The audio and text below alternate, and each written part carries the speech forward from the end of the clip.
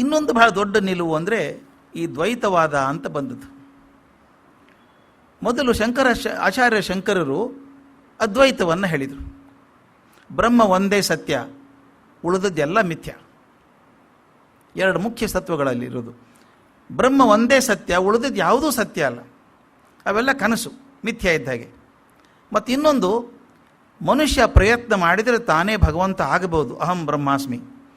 ಒಬ್ಬ ಮನುಷ್ಯ ಆ ಪರಸತ್ವದ ಒಂದು ಕಿಡಿ ಆದ್ದರಿಂದ ಆತ ಪ್ರಯತ್ನ ಮಾಡಿದರೆ ತಾನೂ ದೈವ ಆಗಬಹುದು ಅಂತ ಇರೋದು.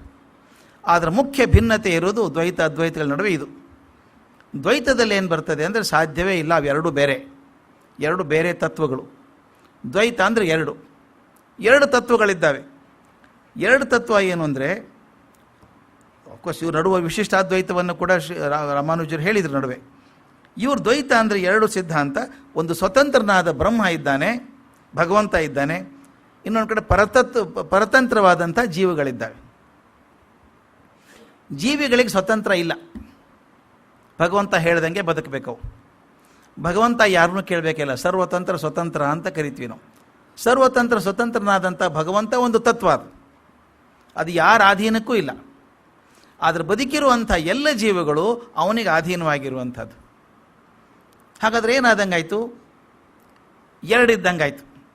ಅದನ್ನೇ ಚಂದ ಆರ್ಗ್ಯೂ ಮಾಡ್ತಾರೆ. ಅಹಂ ಬ್ರಹ್ಮಾಸ್ಮಿ ಅಂತ ನಾನು ಹೇಳಿದರೆ ನಾನೇ ಬ್ರಹ್ಮ ಅಂದರೆ ಇಬ್ಬರಿದ್ದಂಗೆ ಆಯಿತೋ? ಗೊತ್ತಾಯ್ತಲ್ಲ? ಇದು ನನ್ನ ಪೆನ್ನು ಅಂದರೆ ಪೆನ್ ಬೇರೆ, ನಾನು ಬೇರೆ, ಎರಡು ಅಲ್ವಾ? ನಾನೇ ಬ್ರಹ್ಮ ಅಂದರೆ ನಾನೊಬ್ಬ, ಬ್ರಹ್ಮ ಒಬ್ಬ, ಇಬ್ಬರು ಆದಂಗೆ ಆಯಿತು. ಅದೇ ಆರ್ಗ್ಯುಮೆಂಟ್ ಹೆಂಗೆ ಬದಲಾಯಿಸ್ತದೆ ಅಂತ ಹೇಳಬೇಕು.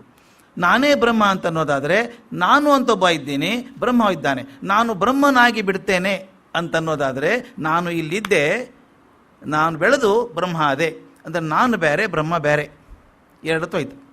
ದ್ವೈತ ಸಿದ್ಧಾಂತ ಇದು. ನಾನು ಬೇರೆ, ಬ್ರಹ್ಮ ಬೇರೆ. ನಾನು ಬ್ರಹ್ಮ ಆಗೋದಕ್ಕೆ ಸಾಧ್ಯ ಇಲ್ಲ. ಯಾಕೆ ಆಗೋಕ್ಕೆ ಸಾಧ್ಯ ಇಲ್ಲ? ಪರಬ್ರಹ್ಮ ಏನಿದ್ದಾನೆ, ಈಶ್ವರ ಇದ್ದಾನೆ, ಅವನು ಕ್ರಿಯೇಟರ್, ಸೃಷ್ಟಿಕರ್ತ. ಅವನು, ನಾವೆಲ್ಲ ಸೃಷ್ಟಿಯ ಭಾಗ. ಸೃಷ್ಟಿ ಎಂದೂ ಸೃಷ್ಟಿಕರ್ತಿ ಆಗ್ಲಿಕ್ಕೆ ಸಾಧ್ಯ ಇಲ್ಲ.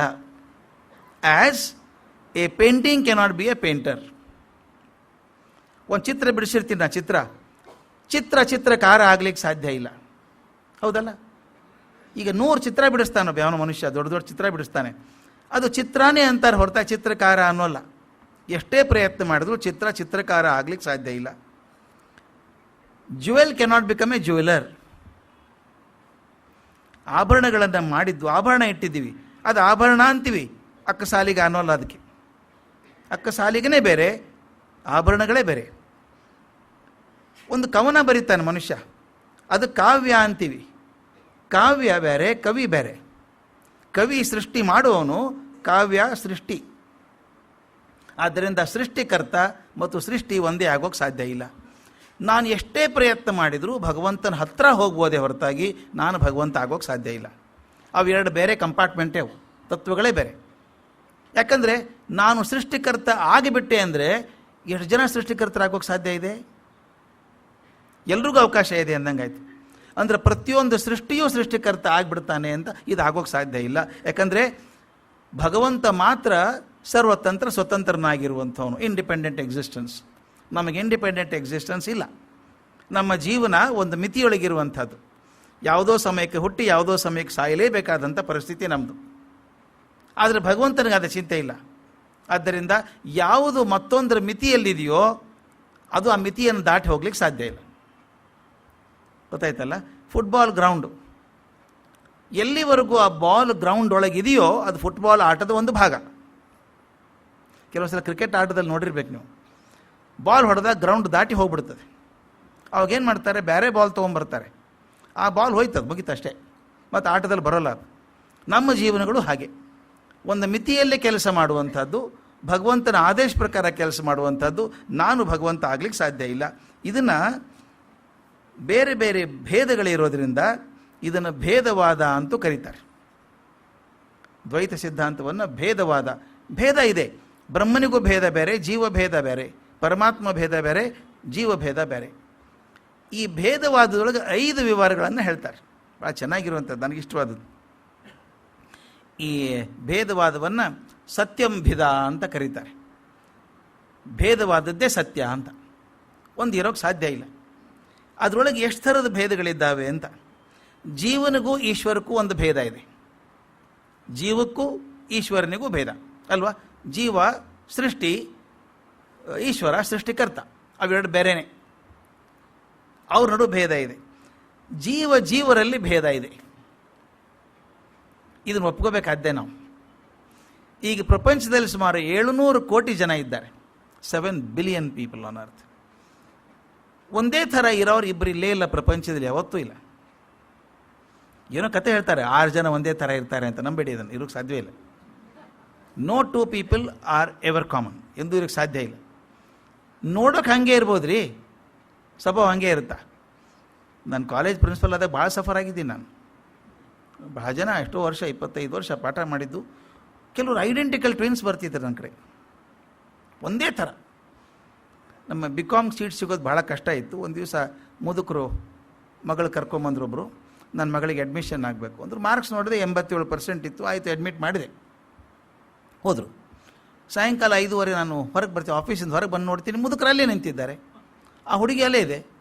ಇಬ್ಬರು ಕೋರಸಲ್ಲಿ ಅಳ್ತಾ ಇದ್ದಾರೆ. ಯಾಕ್ರಿ ಏನಾಯಿತು ಅಂದೆ. ನನ್ನ ಮಗಳಿಗೆ ಸೀಟ್ ಸಿಕ್ಕಿಲ್ಲ ಸರ್ ಅಂದರು. ಬೆಳಗ್ಗೆ ಬಂದಿದ್ರಲ್ರಿ ಅಂದೆ. ಈಕೆಗೆ ಸಿಕ್ಕಿಲ್ಲ ಸರ್.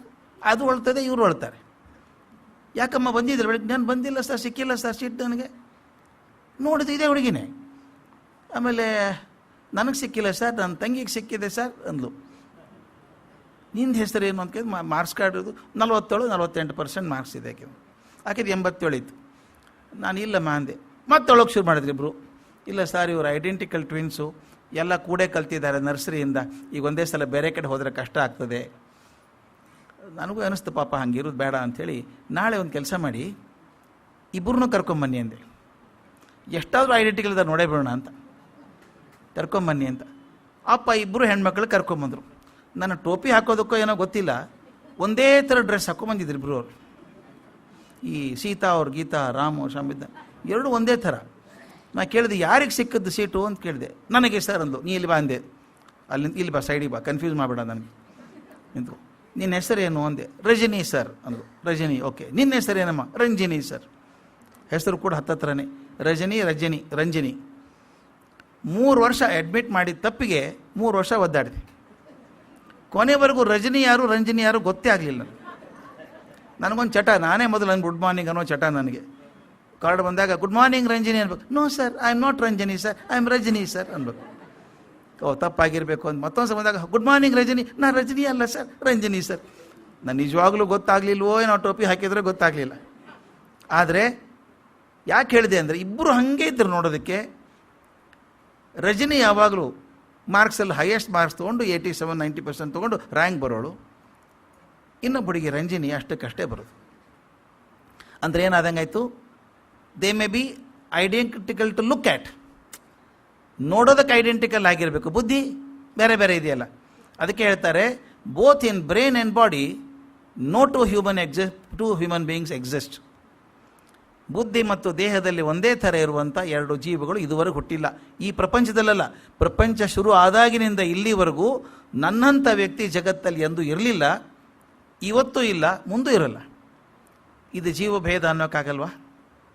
ಒಂದು ಜೀವನಡು ಭೇದ ಇದೆ. ನಿಮ್ಮ ಮನೇಲಿ 2 ಮಕ್ಕಳಿದ್ದರೆ ನೋಡಿ, ನಿಮಗೆ ಗೊತ್ತಾಗುತ್ತೆ. ಮೊದಲೇದ್ದೇ ಬೇರೆ, ಎರಡನೇದ್ದೇ ಬೇರೆ. ಇವನು ಹೆಂಗಿದ್ದಾನೆ, ಒಂದೇ ಅಪ್ಪ ಅಮ್ಮನ ಮಕ್ಕಳು ಹಿಂಗೆ ಹಾಕಿದ್ದಾರೆ ಗೊತ್ತೇ ಆಗಲ್ಲ. ಪೂರ್ತಿ ಬೇರೆ ಬೇರೆ ಇರ್ತಾರೆ, ಸ್ವಭಾವನೇ ಬೇರೆ ಅಲ್ವಾ? ಇದನ್ನೇ ಮಧ್ವಾಚಾರ್ಯ ಹೇಳೋದು, ಒಂದು ಜೀವದ ಹಾಗೆ ಇನ್ನೊಂದು ಜೀವ ಇರಲ್ಲ.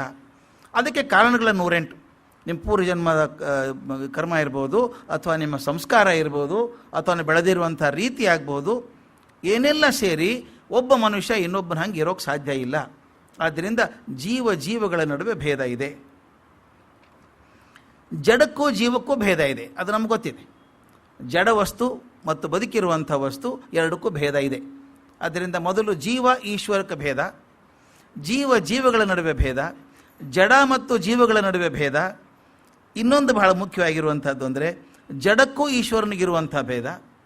ಜೀವಕ್ಕೂ ಈಶ್ವರನ ಭೇದ ಇರೋದಾದರೆ ಜಡಕ್ಕೂ ಈಶ್ವರ ವ್ಯತ್ಯಾಸ ಇದ್ದೇ ಇದೆಯಲ್ಲ. ಇನ್ನೊಂದು ವಿಚಿತ್ರ ಅಂದರೆ ಜಡಕ್ಕೂ ಭೇದ ಇದೆ. ಜಡಗಳ ನಡುವೆ ಭೇದ ಇದೆ. ಅನ್ಸಲ್ವಾ ಇದೆ ಅಂತ? ಖಂಡಿತ ಅನಿಸುತ್ತೆ. ಕಲ್ಪನೆ ಮಾಡ್ಕೊಳ್ಳಿ, ಬಂಗಾರ ಬೇರೆ, ಕಲ್ಲು ಬೇರೆ. ಕಲ್ಲೆಲ್ಲ ಸೋಸಿ ಬಂಗಾರ ತೆಗಿತೀನಿ ಅಲ್ವಾ? ಕಲ್ಲಲ್ಲೇ ಇದ್ದದ್ದು ಬಂಗಾರ ಮೊದಲು, ಅದನ್ನು ಸೋಸಿ ಬಂಗಾರ ಬೇರೆ ಮಾಡ್ತೀನಿ. ಎರಡು ಜಡವಸ್ತುಗಳೇ ಹಾಗೆ ನೋಡಿದರೆ. ಬಂಗಾರನೂ ಜಡವಸ್ತು, ಕಲ್ಲು ಜಡವಸ್ತು, ಆದರೆ ನಾವು ಭೇದ ಮಾಡಲ್ವಾ? ಬಂಗಾರನ ತಕ್ಷಣ ಒಯ್ದು ಲಾಕರಲ್ಲಿ ಇಡ್ತೀವಿ, ಕಲ್ಲನ್ನು ಹಾಗೆ ಮನೆ ಮುಂದೆ ಎಸಿತೀವಿ. ಎರಡು ಜಡವಸ್ತುಗಳೇ. ವಜ್ರ ಮತ್ತು ಕಾಜು. ವಜ್ರ ನೋಡೋಕರಡು ಥರ ಹಾಗೆ ಕಾಣಿಸ್ತಾವೆ. ಈಗಿನ ಕಾಜಿನ ತೊಗೊಂಡ್ರೆ ನೀವು ವಜ್ರ ಕಣ್ಣಂಗೆ ಕಾಣಿಸುತ್ತೆ, ಅದು ವಜ್ರ ಅಲ್ಲ. ಅದು ಎರಡು ಜಡವಸ್ತುಗಳೇ. ಅಂದರೆ ಮಧ್ವಾಚಾರ್ಯ ಸಿದ್ಧಾಂತ ಬಹಳ ಚೆನ್ನಾಗಿದೆ. ಅದು ಹೇಗೆ ಜೀವಗಳು ಭಿನ್ನವಾಗಿದ್ದಾವೋ, ಜೀವ ಈಶ್ವರ ಭಿನ್ನ ಆಗಿದ್ದಾನೋ, ಜಡ ಈಶ್ವರ ಭಿನ್ನ ಆಗಿದ್ದಾನೋ, ಹಾಗೆ ಜಡ ವಸ್ತುಗಳು ಕೂಡ ಭಿನ್ನ, ಒಂದರ ಹಾಗೆ ಮತ್ತೊಂದಿಲ್ಲ. ನಾವು ಕಾಲೇಜಲ್ಲಿ ಕಲಿಸ್ಬೇಕಾದ್ರೆ ಹೇಳ್ತಿದ್ವಿ, graphite and diamond are made from the same carbon. ಎರಡು ಕಾರ್ಬನ್ನಿಂದಾನೇ ಆದದ್ದು. ಒಂದು ಡೈಮಂಡ್ ಆಯಿತು, ಇನ್ನೊಂದು ಸೀಸ್ ಕಡ್ಡಿ ಆಯಿತು, ಗ್ರಾಫೈಟ್ ಆಯಿತು. ವಸ್ತು ಒಂದೇನೆ, ಆದರೆ ಇರೋ ರೀತಿ ಬೇರೆ ಬೇರೆ. ಜೀವಗಳಲ್ಲಿ ಭೇದ ಇದ್ದ ಹಾಗೆ ಜಡಗಳ ನಡುವೆ ಭೇದ ಇದೆ.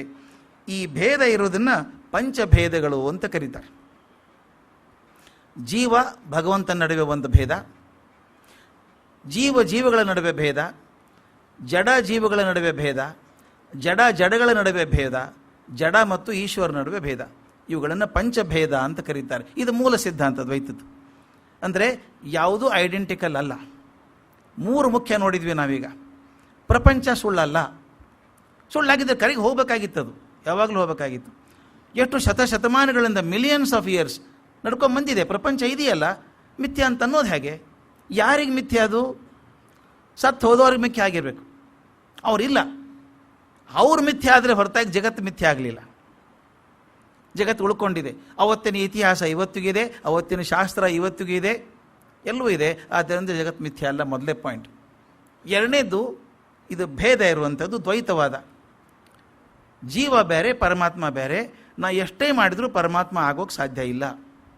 ಆಗಲೇ ಲಾಜಿಕ್ ಹೇಳಿದೆ, ಅಹಂ ಬ್ರಹ್ಮಾಸ್ಮಿ, ನಾನು ಬ್ರಹ್ಮ ಅಂತ ಅನ್ಬೇಕಾದ್ರೆ ನಾನು ಬ್ರಹ್ಮ ಎರಡು ಬೇರೆ. ಡೆಫಿನಿಷನ್ನಲ್ಲೇ ಬೇರೆ ಆಯ್ತಲ್ಲ ಇದು. ನಾನು ಏನೇ ಮಾಡಿದ್ರೂ ಬ್ರಹ್ಮ ಆಗೋಕ್ಕೆ ಸಾಧ್ಯ ಇಲ್ಲ. ಯಾಕಂದರೆ creation cannot become the creator.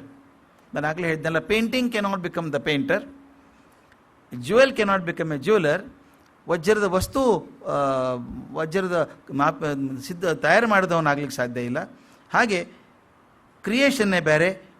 ಪದ್ಯ ಬರೆದದ್ದು ಕವಿ ಆಗ್ಲಿಕ್ಕೆ ಸಾಧ್ಯ ಇಲ್ಲ. ಬರೆದಂಥ ಲೇಖಕ ಆಗ್ಲಿಕ್ಕೆ ಸಾಧ್ಯ ಇಲ್ಲ. ಹಾಗೆ ಸೃಷ್ಟಿ ಆದವನು ಸೃಷ್ಟಿಕರ್ತ ಆಗೋಕ್ಕೆ ಸಾಧ್ಯ ಇಲ್ಲ ಅಂತ ಈ ಪಂಚಭೇದಗಳು, ಈ ಮೂಲ ಸಿದ್ಧಾಂತ ದ್ವೈತ ಸಿದ್ಧಾಂತದಿರುವಂಥದ್ದು. ಇದನ್ನು ಹೇಳೋದಕ್ಕೆ ಸಮರ್ಥನೆಗಾಗಿ ದ್ವಾಸುಪರ್ಣ ಸುಯಾಜ ಅಂತಕೊಂಡು ಭಾಳ ಚೆಂದದು. ದ್ವಾಸುಪರ್ಣ ಸಯುಜ ಸಖಾಹ ಅಂತ ಒಂದು ಮಾತು, ಮುಂಡಕ ಉಪನಿಷತ್ತದ ಮಾತು. ಅದನ್ನು ಬಳಸ್ಕೋತಾರೆ. ಮುಂಡಕೋಪನಿಷತ್ತಲ್ಲಿ ಬರುವಂಥದ್ದು ಎರಡು ಪಕ್ಷಿಗಳು ಕೂತಿದ್ದಾವೆ ಗಿಡದಲ್ಲಿ. ಇದು ಭಾಳ ಪ್ರಸಿದ್ಧವಾದಂಥ ಎನಾಲಜಿ ಇದು. ಎಲ್ಲರೂ ಬಳಸ್ತಾರೆ. ಮತ್ತು ಇದನ್ನು ಎರಡು ಪಕ್ಷಿಗಳು ಕೂತಿದ್ದಾವೆ. ಒಂದು ಪಕ್ಷಿ ಬರೀ ಹಿಂಗೆ ನೋಡ್ತಾ ಇದೆ, ಇನ್ನೊಂದು ಪಕ್ಷಿ ಓಡಾಡಿ ಆಹಾರ ತೊಗೊಂಬರುತ್ತೆ, ಎಲ್ಲ ಕೆಲಸ ಮಾಡ್ತದೆ, ಯಾವಾಗಲೂ ಕೆಲಸ ಮಾಡ್ತಾನೆ ಇರುತ್ತೆ. ಅದು ಯಾವಾಗ ಅದು ತುಂಬ ಸುಸ್ತಾದಾಗ ತಲೆ ಎತ್ತಿ ಇನ್ನೊಂದು ಪಕ್ಷಿ ನೋಡಿದಾಗ ಅದು ಸುಸ್ತು ಕಮ್ಮಿ ಆಗ್ತದೆ. ಒಂದು ಓಡಾಡುವಂಥ ಪಕ್ಷಿ ಇದೆಯಲ್ಲ, ಅದು ಸೃಷ್ಟಿ, ಪ್ರಕೃತಿ ಅಂತ ಕರಿತೀವಿ ಅದನ್ನು. ಇನ್ನೊಂದು ನೋಡ್ತಾ ಇದೆಯಲ್ಲ, ಅದು ಪುರುಷ, ಅದು ಭಗವಂತ ಇದ್ದ ಹಾಗೆ. ಒಂದು ಭಗವಂತ ಸಾಕ್ಷಿ ರೂಪದಲ್ಲಿ ಜಗತ್ತನ್ನು ನೋಡ್ತಾ ಇರ್ತಾನೆ, ಅವನು ಭಾಗಿಯಾಗಲ್ಲ.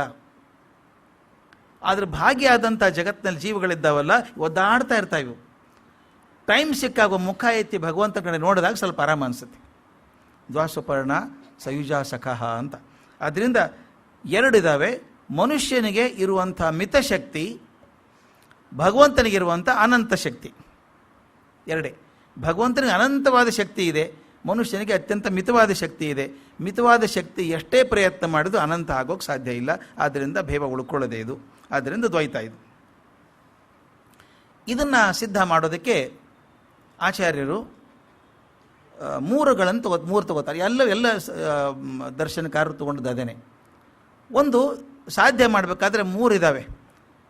ಒಂದು ಪ್ರತ್ಯಕ್ಷ, ಅನುಮಾನ ಮತ್ತು ಕೊನೆಗಿರುವಂಥ ಶಾಸ್ತ್ರ ಅಂತ. ಇದಕ್ಕೊಂದು ಬ್ಯಾಕ್ಗ್ರೌಂಡ್ ಹೇಳಿಬಿಡ್ಬೇಕು. ಹಿಂದ್ಕೊಮ್ಮೆ ಹೇಳಿದ್ದೀನಿ, ಯಾವಾಗೂ ನೆನಪಿದೆ ನನಗೆ. ಸ್ವಾಮಿ ವಿವೇಕಾನಂದರು ಅಮೇರಿಕಾದಿಂದ ಬಂದ ಮೇಲೆ ಮಡ್ರಾಸ್ ಕ್ರಿಶ್ಚಿಯನ್ ಕಾಲೇಜಿಗೆ ಹೋದರು. ತರುಣ, ಇನ್ನು ಭಾಳ ಹೊಸ ಹುಡುಗ. ಅವ್ರ ಪ್ರಶ್ನೆ ಕೇಳೋಕೆ ಶುರು ಮಾಡಿದರು. ನೀವು ಏನು ಹೇಳ್ತಿರ್ತೀರಿ, ಅಧ್ಯಾತ್ಮ ಅಧ್ಯಾತ್ಮ ಅಂತೀರಿ, ಒಂದಕ್ಕೂ ಪ್ರೂಫ್ ಇಲ್ಲ. ದೇವರಿದ್ದಾನೆ ಅಂತೀರಿ, ಅದಕ್ಕೆ ಪ್ರೂಫ್ ಇಲ್ಲ. ಏನು ಕೇಳಿದ್ರು ಒಂದು ಶಾಸ್ತ್ರ ಅಂತೀರಿ. ಅದಕ್ಕೆ ವಿವೇಕಾನಂದ ಹೇಳಿದ ಮಾತು ಭಾಳ ಚೆನ್ನಾಗಿದೆ. It can baffle any scientist also. ಅಷ್ಟು ಚೆನ್ನಾಗಿದೆ. ಏನಿಲ್ಲಪ್ಪ, ನಿಮ್ಮ ವಿಜ್ಞಾನ ಏನು ಹೇಳುತ್ತೋ ಅದೇನು ತತ್ವಜ್ಞಾನನೂ ಅದೇ ಹೇಳುತ್ತೆ, ಬೇರೆ ಇಲ್ಲ. ನಮಗೂ ಅವೇ 3 ಉಪಕರಣಗಳಿದ್ದಾವೆ. ಸೈನ್ಸಲ್ಲಿ ಏನು ಮಾಡ್ತೀವಿ ನಾವು, ವಿಜ್ಞಾನದಲ್ಲಿ ಮೊದಲು ಪ್ರಯೋಗ ಮಾಡ್ತೀವಿ. ಪ್ರಯೋಗ ಮಾಡಿ ಸರಿಯಾದರೆ ಕರೆಕ್ಟ್, ಇದು ಸಿದ್ಧಾಂತ ಆಗ್ತದೆ. ಎಲ್ಲನೂ ಪ್ರಯೋಗ ಮಾಡೋಕ್ಕಾಗಲ್ವೇ ಅಲ್ವ ಸರ್? ಎಲ್ಲೋ ಪ್ರಯೋಗ ಮಾಡೋಕ್ಕಾಗೋದಿಲ್ಲ. ಕೆಲವೊಂದು ಪ್ರಯೋಗ ಮಾಡೋ, ಕೆಲವೊಂದು ಮಾಡೋಕ್ಕಾಗೋದೇ ಇಲ್ಲ. ಈಗ ನೀವು ಕೆಲವರು ಬೇಗ ಹೇಳೋ ಅಭ್ಯಾಸ ಇರೋಲ್ಲ. ಬೆಳಗ್ಗೆ ಅದು ಹೊರಗೆ ಬಂದಾಗ ಮನೆ ಮುಂದೆ ಒಂದು ನ್ಯೂಸ್ ಪೇಪರ್ ಇರ್ತದೆ, ಒಂದು ಹಾಲಿನ ಪ್ಯಾಕೆಟ್ ಇರ್ತದೆ. ನೀವು ಹೇಳಿದ್ದೀರಿ ಮಲ್ಲಿ ಕೂಪನ್ ಕೊಟ್ಟಿರ್ತೀರಿ, ಏನು ಹೇಳ್ತೀರಿ, ಅಮೌಂಟ್ ಕೊಟ್ಬಿಟ್ಟಿರ್ತೀರಿ ತಿಂಗಳ ಮೊದಲೇನೆ. ಹಾಲಿನ ಪ್ಯಾಕೆಟ್ ಇರುತ್ತೆ. ಒಂದು ದಿವಸನೂ ಹಾಲು ಪ್ಯಾಕೆಟ್ ಯಾವ ಇಟ್ಟಿದ ನೋಡಿಲ್ಲ ನೀವು. ಆದರೆ ಹಾಲಿನ ಪ್ಯಾಕೆಟ್ ಇದೆ ಮನೆ ಮುಂದೆ. ಹಾಲಿನ ಪ್ಯಾಕೆಟ್ ಇದ್ರೆ ಏನರ್ಥ? ಯಾರೋ ತಂದು ಇಟ್ಟು ಹೋಗಿದ್ದಾರೆ. ಯಾಕೆ ಭಾಳ ಜೀನಿಯಸ್ ಬೇಕಾಗಿಲ್ಲ, ಇಟ್ಟು ಹೋಗಿದ್ದಾರೆ ಯಾರೋ. ಆ ಹುಡುಗ ಯಾವನೋ ಗೊತ್ತಿಲ್ಲ, ಯಾವನೋ ತಂದಿಟ್ಟು ಹೋಗಿದ್ದಾನೆ. ಮನೆ ಮುಂದೆ ಹಾಲಿನ ಪ್ಯಾಕೆಟ್ ಇರೋದಾದರೆ ಯಾರೋ ತಂದಿಟ್ಟು ಹೋಗಿರಬೇಕು ಅಲ್ವಾ? ಇದು ನಾನು ನೋಡಿಲ್ಲ, ಇದು ಪ್ರಾಕ್ಟಿಕಲ್ ಅಲ್ಲ, ಬಟ್ ಅನುಮಾನ, ಹೈಪಾಥೆಸಿಸ್. ಮನೆ ಮುಂದೆ ಹಾಲಿನ ಪ್ಯಾಕೆಟ್ ಇರಬೇಕಾದ್ರೆ ಯಾರೋ ತಂದಿಟ್ಟು ಹೋಗಿದ್ದಾರೆ, ಇದು ಅನುಮಾನ. ಅವ್ರು ಹೇಳ್ತಾರೆ, ನಮ್ಮ ಸೈನ್ಸಲ್ಲಿ ಹೇಗೆ ನೀವು ಮಾಡ್ತೀರಿ, ಎಲ್ಲವನ್ನು ಪ್ರಾಕ್ಟಿಕಲಾಗಿ ಮಾಡೋಕ್ಕೆ ಬರಲ್ಲ. ವಿವೇಕಾನಂದರು ಕೇಳ್ತಾರೆ, ಆಟಮ್ ನೋಡಿದ್ದೀರೇನಪ್ಪ ನೀವು? ವಿಜ್ಞಾನದ ವಿದ್ಯಾರ್ಥಿಗಳಲ್ಲ ನೀವು, ಪರಮಾಣುವನ್ನು ನೋಡಿದ್ದೀರಾ ಅಂತ. ಇಲ್ಲ ಅಂತಾರೆ ಅವರು. ಮತ್ತು ಏನೇನು ಹೇಳ್ತೀರಿ, ಇಲೆಕ್ಟ್ರಾನ್ ಇದ್ದಾವೆ, ಪ್ರೋಟಾನ್ ಇದ್ದಾವೆ, ನ್ಯೂಟ್ರಾನ್ ಇದ್ದಾವೆ ಅಂತ ಯಾರು ಹೇಳಿದ್ರು ನಿಮಗೆ? ಅಲ್ಲ, ಇದು ಹಿಂಗೆ ಇರಬೇಕಾದ್ರೆ ಇದು ಹಿಂಗೆ ಇರಬೇಕು. ಗೊತ್ತಾಯ್ತಲ್ಲ ಹೇಳೋದು? ಡಾಕ್ಟ್ರ್ ಏನು ಮಾಡ್ತಾರೆ, ಹಿಂಗೆ ಬಂದಿದ್ರೆ, ಜ್ವರ ಬಂದಿದ್ದರೆ ಇದು ಬಹುಶಃ ವೈರಲ್ ಫೀವರ್ ಇರಬೇಕು. ವೈರಲ್ ಕಾಣಿಸಿಲ್ಲ ಅವರಿಗೆ, ವೈರಸ್ ಕಾಣಿಸಿಲ್ಲ. ಆದರೆ ಈ ಡಯಾಗ್ನೋಸಿಸ್ ಅಂತ ಕರಿತೀವಿ ನಾವು. ಗುರುತಿಡೋದು ಹೇಗೆ? ಕಾರ್ಯಕಾರಣ. ಇದು ಹಿಂಗೆ ಆಗಿರಬೇಕಾದ್ರೆ ಈ ರೋಗ ಇರಬೇಕು ಅಂತ ಗೊಂಡಿಡಿಯೋದು ಅನುಮಾನ. ಅದು ಟ್ರೈ ಮಾಡಿ ನೋಡೋಣ. ಒಂದು ಔಷಧಿ ಕೊಟ್ಟು ನೋಡಿ, 3 ದಿವಸ, ಡಾಕ್ಟರ್ ಹೇಳೋದು ತಾನೆ, 3 ದಿವಸ ನೋಡಿ ಕಡಿಮೆ ಆಗ್ತಿದ್ರೆ ಮತ್ತೆ ಬದಲಿ ಮಾಡಿಕೊಡ್ತೀನಿ ನಿಮ್ಗೆ ಬೇರೆದು. ಹೀಗೆ ಡಯಾಗ್ನೋಸ್ಟಿಕ್ ಮಾಡೋದು. ಇಲ್ಲಿ ಹೇಳ್ತಾರೆ, ನಾವು ಅನುಮಾನ ಮಾಡ್ತೀವಿ. ವಿಜ್ಞಾನದಲ್ಲಿ ಕೂಡ ಅದೇ ಅನುಮಾನ. ಆಟಮ್ ಹೇಗಿದೆ ಅಂತ ಗೊತ್ತಿಲ್ಲ, ಇಲೆಕ್ಟ್ರಾನ್ ಹೇಗಿದೆ ಅಂತ ನೋಡಿಲ್ಲ, ಆದರೆ ಪರಮಾಣು ಸಿದ್ಧಾಂತವನ್ನು ರೆಡಿ ಮಾಡಿಟ್ಟಿದ್ದೀರಿ ನೀವು ಪೂರ ಅನುಮಾನದ ಮೇಲೆ ಮಾಡಿದ್ದು. ಪ್ರಯೋಗ ಫಸ್ಟು, ಪ್ರಯೋಗದಿಂದ ಆಗದೆ ಹೋದರೆ, ಪ್ರಯೋಗ ಸಿಗದೆ ಹೋದರೆ ಅನುಮಾನ ಮಾಡ್ತೀರಿ, ಹೈಪಾಥೆಸಿಸ್. 3ನೇದ್ದು ಹೈಪಾಥೆಸಿಸು ಇಲ್ಲ, ಅವಾಗೇನು ಮಾಡ್ತೀರಿ, ಜರ್ನಲ್ಸಿಗೆ ಹೋಗ್ತೀರಿ. ಇನ್ 1862 ಇವ್ರು ಹೇಳಿದರು, 1667 ಹಿಂಗೆ ಇವನು ಹೇಳಿದ, ಎಲ್ಲ ಪೇಪರ್ ಇದ್ದಾವಲ್ಲ ರೆಫರೆನ್ಸ್. ಸೈನ್ಸಲ್ಲಿ ಇರೋದು 3: ಎಕ್ಸ್ಪರಿಮೆಂಟ್, ಇನ್ಫರೆನ್ಸ್, ರೆಫರೆನ್ಸ್. ಇನ್ಫರೆನ್ಸ್ ಅಂದರೆ ಅನುಮಾನ, ರೆಫರೆನ್ಸ್ ಅಂದರೆ ಶಾಸ್ತ್ರ, ಜರ್ನಲ್ಸ್. ವಿವೇಕಾನಂದ ನಮ್ಮಲ್ಲಿಯೂ ಹಾಗೆ ಇದೆಯಪ್ಪ, ಕೆಲವು ಪ್ರತ್ಯಕ್ಷ ಪ್ರಮಾಣ ಮಾಡ್ತೀವಿ ನಾವು. ಪ್ರತ್ಯಕ್ಷ ಪ್ರಮಾಣ ಸಿಗದೆ ಹೋದರೆ ಅನುಮಾನ ಮಾಡ್ತೀವಿ. ನಿಮ್ಮ ಹೈಪಾಥೆಸಿಸ್ ಅದು ಇನ್ಫರೆನ್ಸ್. ಅನುಮಾನಕ್ಕೂ ಬರದೆ ಹೋದರೆ ಶಾಸ್ತ್ರಕ್ಕೆ ಹೋಗ್ತೀವಿ ನಾವು. ನಿಮ್ಮಲ್ಲಿ ಹೆಂಗೆ ಟೆಕ್ಸ್ಟ್, ನೀವು ಜರ್ನಲ್ಸ್ ಇದ್ದಾವಲ್ಲ, ಹಾಗೆ ನಮ್ಮಲ್ಲಿ ಶಾಸ್ತ್ರಗಳಿದ್ದಾವೆ. ನಮ್ಮಲ್ಲಿ ವೇದ ಇದೆ, ಉಪನಿಷತ್ತಿದೆ, ಆ ಶಾಸ್ತ್ರಗಳಿದ್ದಾವೆ. ಅದೇ ಮಾದರಿ ನೋಡಿ ಎಷ್ಟು ಚಂದ ಅಂದರೆ, ತತ್ವಜ್ಞಾನದಲ್ಲಾಗಲಿ ವಿಜ್ಞಾನದಲ್ಲಾಗಲಿ ಅವೇ ಪ್ರಮಾಣಗಳೇ ಇರೋದು. Experiment, inference and reference. ಇಲ್ಲಿ ಪ್ರತ್ಯಕ್ಷ ಪ್ರಮಾಣ, ಅನುಮಾನ ಮತ್ತು ಕೊನೆಗೆ ಶಾಸ್ತ್ರ. ನಾವು ಶಾಸ್ತ್ರ ಪ್ರಕಾರ ಹೇಳ್ತೀವಪ್ಪ ಅಂತ ಒಪ್ಪಿಸ್ತಾರೆ. ಅದನ್ನು ಬಳಸ್ಕೊಂಡು ಶ್ರುತಿ ಸ್ಮೃತಿ ಸಮ್ಮತವಾದಂಥ ಅನುಮಾನ ಅಂತ. ಬರೀ ಅನುಮಾನ, ವೈಲ್ಡ್ ಅನುಮಾನ ಅಲ್ಲ ಅದು. ಈ ಶ್ರುತಿ ಸ್ಮೃತಿಗಳ ಹಿನ್ನೆಲೆಯೊಳಗೆ ಇದು ಸರಿ, ಇದು ಸರಿ ಅಲ್ಲ ಅಂತ ಅನುಮಾನ ಮಾಡುವಂಥದ್ದು. ಹಂಗೆ ಮಾಡ್ತೀವಿ ನಾವು ಅಂಥೇಳಿ ಎಲ್ಲ ಹಿಂದಿನ ಶಂಕರಾಚಾರ್ಯ ಆಗಲಿ ರಾಮಾನುಜಾಚಾರ್ಯ ಒಪ್ಕೊಂಡ ಹಾಗೆ ಪ್ರಸ್ಥಾನತ್ರಯಗಳು ಅಂತ, ಅವನ ಆಧಾರ ಗ್ರಂಥಗಳು ಅಂತ ಮಧ್ವಾಚಾರ್ಯರು ಒಪ್ಕೊಂಡ್ರು. ಆ 3 ಯಾವುದು? ಬ್ರಹ್ಮಸೂತ್ರ, ಉಪನಿಷತ್ತು ಮತ್ತು ಭಗವದ್ಗೀತೆ. ಈ 3 ಆಧಾರ ಗ್ರಂಥಗಳು ಅಂತ ಅವ್ರು ಒಪ್ಕೊಂಡ್ರು. ಹಿಂದೆಯವರು ಒಪ್ಕೊಂಡಿದ್ರು, ಇವರು ಒಪ್ಕೊಂಡ್ರು. ಇದ್ರ ಜೊತೆಗೆ ಇವರು ಇನ್ನೊಂದು ಒಪ್ಕೊಂಡ್ರು, ಪುರಾಣಗಳನ್ನು ಕೂಡ ಆಧಾರ ಗ್ರಂಥಗಳು ಅಂತ ಒಪ್ಕೊಂಡ್ರು ಮಧ್ವಾಚಾರ್ಯರು. ಪುರಾಣಗಳು ಕೂಡ ಬರೆದದ್ದು ದೊಡ್ಡ ದೃಷ್ಟಾರರು ಬರೆದದ್ದು, ಆದ್ದರಿಂದ ಅವನು ಬಿಡೋಕ್ಕೆಲ್ಲ ಅದನ್ನು ತಗೋಬೇಕು. ಅದಕ್ಕಿಂತ ಮುಖ್ಯ ಅಂದರೆ ಮಹಾಭಾರತವನ್ನು ಕೂಡ ಅವರು ಆಧಾರ ಗ್ರಂಥ ಅಂತ ತಗೊಂಡ್ರು. ಮಹಾಭಾರತದ ಬಗ್ಗೆ ವಿಶೇಷ ಪ್ರೀತಿ ಮಧ್ವಾಚಾರ್ಯರಿಗಿತ್ತು. ಅವ್ರು ಹೇಳ್ತಾರೆ, ಮಹಾಭಾರತವನ್ನು ಸರ್ವಶಾಸ್ತ್ರಗಳ ನಿರ್ಣಯ ಗ್ರಂಥ ಅಂತ ಬಳಸ್ತಾರೆ. ಎಲ್ಲ ಶಾಸ್ತ್ರಗಳ ನಿರ್ಣಯ ಗ್ರಂಥ ಅಂದರೆ ಮಹಾಭಾರತ. ಅದಕ್ಕೊಂದು ಮಾತು ಬರೀತಾರೆ, ನಿರ್ಣಯ ಸರ್ವಶಾಸ್ತ್ರಾಣಾಂ ಸ ದೃಷ್ಟಾಂತೋ ಹಿ ಭಾರತೆ. ಎಲ್ಲ ಸರ್ವಶಾಸ್ತ್ರಗಳನ್ನು ದೃಷ್ಟಾಂತದ ಮೂಲಕ ಕೊಡುವಂಥದ್ದು ಮಹಾಭಾರತ. ಮಹಾಭಾರತದಲ್ಲಿ ಇಂಥದ್ದು ಇಲ್ಲ ಅಂತ ಇಲ್ಲೇ ಇಲ್ಲ. ಅದಕ್ಕೆ ಹೇಳ್ತಾರಲ್ಲ, ಮಹಾಭಾರತದಲ್ಲಿ ಇದ್ದದ್ದು ಬೇರೆ ಕಡೆ ಇರ್ಬೋದು, ಆದರೆ ಮಹಾಭಾರತದಲ್ಲಿ ಯಾವುದಿಲ್ವೋ ಪ್ರಪಂಚದ ಯಾವ ಸಾಹಿತ್ಯದಲ್ಲೂ ಇಲ್ಲ ಅಂತ. ಅಷ್ಟೆಲ್ಲೂ ಇರುವಂಥ ಮಹಾಭಾರತ. ಆದ್ದರಿಂದ ಅದೊಂದು ಶಾಸ್ತ್ರ ಅಂತ ತಗೋತಾರೆ. ಇನ್ನೊಂದು ಸಾಕಷ್ಟು ಜನ ತಕರಾರು ಮಾಡುವಂಥದ್ದು ದ್ವೈತ ಸಿದ್ಧಾಂತದಲ್ಲಿ ಅಂದರೆ ತಾರತಮ್ಯ ಅಂತ. ಕೇಳಿರ್ಬೇಕು ಇದನ್ನು, ಭಾಳ ಇದು ಮುಖ್ಯ ಅಧ್ಯಾಯದ್ದು. ದ್ವೈತ ಸಿದ್ಧಾಂತದಲ್ಲಿ ಭಾಳ ಮುಖ್ಯ ಅಂತ ತಾರತಮ್ಯ ಅಂತ. ಆಗಲೇ ಹೇಳಿದಂಗೆ ಜೀವಗಳಲ್ಲಿ ಭೇದ, ಈಶ್ವರಲ್ಲಿ ಭೇದ ಇರೋ ಹಾಗೆ ತಾರತಮ್ಯ ಅಂದರೆ ಲೆವೆಲ್ಸ್ ಇದ್ದಾವೆ. ಎಲ್ಲರೂ ಒಂದೇ ಮಟ್ಟಕ್ಕೆ ಇರೋಕ್ಕೆ ಸಾಧ್ಯ ಇಲ್ಲ. Even in democracy some people are more equal than others ಅಂತ ಸ್ಟೇಟ್ಮೆಂಟ್ ಇರೋದೇ ಅದು. Some people are more equal than others. ಇಲ್ಲಿ ಮಧ್ವ ಸಿದ್ಧಾಂತದಲ್ಲಿ ಮಾತ್ರ ಕ್ಲಿಯರ್ ಆಗಿ ಡಿಫ್ರೆನ್ಸಿಯೇಷನ್ ಹಾಕಿಬಿಟ್ಟಿದ್ದಾರೆ, ಕಕ್ಷೆಗಳು ಅಂತ. ಮೊದಲನೇ ಕಕ್ಷೆಯಲ್ಲಿ ನಾರಾಯಣ. ವಿಚಿತ್ರ ಅಂದರೆ ಇಲ್ಲಿ ಲಕ್ಷ್ಮಿಗೆ ಜಾಗ ಇಲ್ಲ. ಲಕ್ಷ್ಮೀನಾರಾಯಣರಿದ್ದಾರೆ, ಲಕ್ಷ್ಮಿ ಅಲ್ಲಿದ್ದಾಳೆ. ಆದರೆ ನಾರಾಯಣ ಸ್ವತಂತ್ರನಾದವನು, ಸರ್ವಜ್ಞನಾದವನು, ಅವನು ಫಸ್ಟ್ ನಂಬರ್, ಮೊದಲೇ ಕಕ್ಷೆ. ಅವನಕ್ಕಿಂತ ಎಷ್ಟೋ ಕೆಳಗೆ ಲಕ್ಷ್ಮಿ ಅಂತೆ. ಯಾಕಂದರೆ ಅವನು ಅರ್ಧಾಂಗಿ ಆದರೂ ಕೂಡ ಅವನನ್ನು ಪೂರ್ತಿ ಅರ್ಥ ಮಾಡ್ಕೊಳ್ಳೋಕ್ಕಾಗಿಲ್ಲ ಆಕೆಗಿನ್ನ. ಅದಕ್ಕೆ ಮೊದಲ ಹಂತದಲ್ಲಿ ನಾರಾಯಣ, ವಿಷ್ಣು, ಅದಾದಮೇಲೆ ಎಷ್ಟೋ ಕೆಳಗೆ ಲಕ್ಷ್ಮಿ ಬರ್ತಾಳೆ. ಲಕ್ಷ್ಮಿಗಿಂತ ಕೆಳಗಿನ ಕಕ್ಷದಲ್ಲಿ ಬರುವಂಥವನು ಬ್ರಹ್ಮ. ಬ್ರಹ್ಮನ ಕೆಳಗಿನ ಕಕ್ಷೆಯಲ್ಲಿ ಬರುವಂಥವ್ರು ವಾಯು. ಅದರೊಂದು ಕನ್ಸೆಷನ್ ಇದೆ ವಾಯುಗೆ. ವಾಯು ಕೆಳಗಿನ ಕಕ್ಷೆಯಲ್ಲಿ ಇದ್ದರೂ ಕೂಡ ಶಕ್ತಿಯಲ್ಲಿ ಬ್ರಹ್ಮನಿಗೆ ಸಮನಾದವನು. ಕಕ್ಷೆಯಲ್ಲಿ ಬ್ರಹ್ಮ ಮೇಲೆ, ವಾಯು ಕೆಳಗಾದರೂ ಕೂಡ ಶಕ್ತಿಯಲ್ಲಿ ವಾಯು ಬ್ರಹ್ಮನಿಗೆ ಸಮನಾದವನು. ಅವನು ತನ್ನ ಹೆಂಡತಿಯಾದ ಭಾರತಿ, ವಾಯುವಿನ ಹೆಂಡತಿ ಭಾರತಿ, ಅವರಿಬ್ಬರು ಒಂದೇ ಕಕ್ಷೆಯಲ್ಲಿದ್ದು ವಿಷ್ಣುವಿನ ಆದೇಶದಂತೆ ಪ್ರತಿಯೊಂದು ಜೀವರೊಳಗಿದ್ದು, ಪ್ರತಿಯೊಂದು ಜೀವದೊಳಗಿರುವಂಥದ್ದು ಪ್ರಾಣದೇವರು, ಆ ವಾಯು ಇದ್ದು ಆ ಜೀವಗಳನ್ನು ನಡೆಸ್ತಾನೆ ಅಂತ ಒಂದು ನಂಬಿಕೆ ಇರೋದು. ಅಂದರೆ ಇದು ಭಾಳ ಚಂದ ಆರ್ಗ್ಯುಮೆಂಟ್ ಹೇಳಬೇಕಂದ್ರೆ. ಮೇಲೆ ಆಫೀಸರ್ಸ್ ಇದ್ದಾರೆ, but direct instruction from the boss ಇಲ್ಲಿ ಬರಬೇಕು. ವಾಯುದೇವರಿಗೆ ಡೈರೆಕ್ಟ್ ವಿಷ್ಣುವಿನ ಆದೇಶದ ಪ್ರಕಾರ ಪ್ರತಿಯೊಂದು ಜೀವದಲ್ಲಿ ಹೋಗಿ ಆ ಜೀವದ ಶಕ್ತಿಯ ಹಾಗೆ ನಡೆಸ್ಕೊಂಡು ಹೋಗೋದು ವಾಯುದೇವರದು ಅಥವಾ ಪ್ರಾಣದೇವರು ಅಥವಾ ಭಾರತೀ ದೇವಿ ಕೆಲಸ. ಅದಕ್ಕೆ ನಾವು ವಾಯು ಜೀವೋತ್ತಮ ಅಂತ ಕರೆಯೋದು. ಹರಿ ಸರ್ವೋತ್ತಮ, ವಾಯು ಜೀವೋತ್ತಮ ಅಂತ. ಹರಿ ಸರ್ವೋತ್ತಮ ಆತ, ಆತನ ಹೇಳಿಕೆಯಂತೆ ಆದೇಶದಂತೆ ನಡೆಯುವಂಥವನು ಪ್ರಾಣದೇವರು. ಆತ ಪ್ರತಿಯೊಂದು ಜೀವದಲ್ಲಿ ಭಾರತೀಯ ಜೊತೆಗಿದ್ಕೊಂಡು, ಅದಕ್ಕೆ ಈ ಭಾರತೀಯ ರಮಣ ಅಂತರ್ಗತ ಅಂತ ಹೇಳಬೇಕು ನಾವೆಲ್ಲ ಹೇಳಬೇಕಾದ್ರೆ. ಭಾರತೀಯ ರಮಣ ಅವನು ವಾಯು ಹೇಳಬೇಕಾದ್ರೆ ಹಾಗೆ ಅವರಿಬ್ಬರೂ ಕೆಳಗಿನ ಕಕ್ಷೆಯಲ್ಲಿದ್ದರೂ ಕೂಡ ಬ್ರಹ್ಮನಿಗೆ ಸಮನಾಗಿ ಜೀವನ ನಡೆಸ್ಕೊಂಡು ಹೋಗ್ತಾರೆ. ಆದ್ದರಿಂದ ಅವನು ಮುಖ್ಯ ಪ್ರಾಣ ಅಂತ ಕರೆಯೋದು. ಎಲ್ಲರ ಪ್ರಾಣಗಳಿಗೆ ಅಧಿಪತಿ ಆಗಿರೋದ್ರಿಂದ ಆತ ಮುಖ್ಯ ಪ್ರಾಣ ಅಂತ. ಈ ತಾರತಮ್ಯ ಸಿದ್ಧಾಂತ ಇದೆಯಲ್ಲ, ಮಧ್ವ ಸಿದ್ಧಾಂತಕ್ಕೆ ವಿಶಿಷ್ಟವಾದಂಥದ್ದು. ಕೆಲವು ತಮಾಷೆ ಮಾಡ್ತಾರೆ, ಇದೇನು ಲೆವೆಲ್ಸು, ಕಂಪಾರ್ಟ್ಮೆಂಟ್ ಅವು ಅಲ್ಲಿರೋದಕ್ಕೆ ಅಂತ. ಆದರೆ ದಯವಿಟ್ಟು ಗಮನಿಸಿ, ನಮ್ಮ ಜೀವನದಲ್ಲೂ ತಾರತಮ್ಯ ಇಲ್ವೇ? ಕಲ್ಪನೆ ಮಾಡ್ಕೊಳ್ಳಿ, ಮನೆಗೆ ಯಾರೋ ಬರ್ತಾರೆ, 4-5 ಜನ ಒಂದೇ ಸಲ ಬಂದುಬಿಡ್ತಾರೆ. ಅವ್ರನ್ನ ಕೂಡಿಸೋದ್ರಿಂದ ಹಿಡಿದು ತಾರತಮ್ಯ ಮಾಡಲ್ವ ನಾವು? ದೊಡ್ಡವರು ಮೇಲೆ ಕೂಡಲಿ, ತೆಳಕೊಡು, ಮೇಲೆ ಕೂಡವರು ಬಂದವ್ರೊಳಗೆ, ಅದರೊಳಗೆ ಯಾರಿಗೇನು ಕೊಡಬೇಕು? ಸಪೋಸ್ ಈ ಮನೇಲಿ 4 ಜನ ಇರೋಕ್ಕೆ ಬಂದರು ಅಂತ ಇಟ್ಕೊಳ್ಳಿ. ತುಂಬ ದೊಡ್ಡವರೊಬ್ಬರು ಇದ್ದಾರೆ, ಭಾಳ ಗೌರವಸ್ಥರಿದ್ದಾರೆ, ಇನ್ನೊಬ್ಬರು ಇಂಪಾರ್ಟೆಂಟ್ ಮನುಷ್ಯರು ಇದ್ದಾರೆ. ನಿಮ್ಮ ಮನೇಲಿ ಇರೋದೇ 2 ರೂಮು. ಏನು ಮಾಡ್ತೀರ ಅವಾಗ?